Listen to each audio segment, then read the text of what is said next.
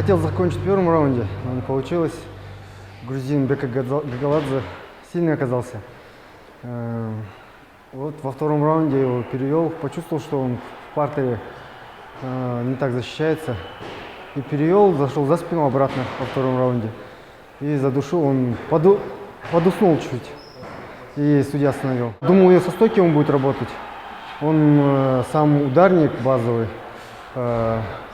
И думал, со стойки будет работать. А он сразу начал бой и зашел в ноги. Не ожидал чуть-чуть, но сильный оказался грузин. Да. Грузины вообще сами по природе такие сильные борцы. Но он все бои со стойки заканчивал, и я думал, что он со стойки будет работать. А он начал бороться со мной. Вот и я его задушил. А мне тренер мой, Шахпутов Айбек, Актюбинской области, тренер старший наш, он орал. Он говорил, заходи в ноги во втором раунде. В первом раунде он увидел, что тот в борьбе, в партере именно не сильный, что я его забираю в спину его. И он сказал, заходи обратно в спину и попробуй задушить его.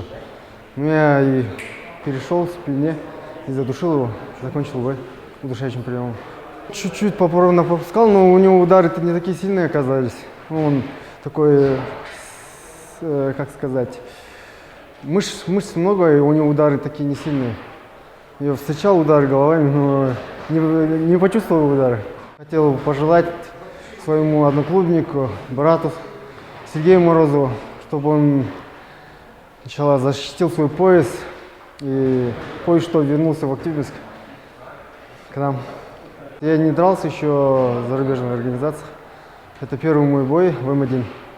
До этого дрался в местных организациях. Чуть волновался. Прошел хорошо, считаю так.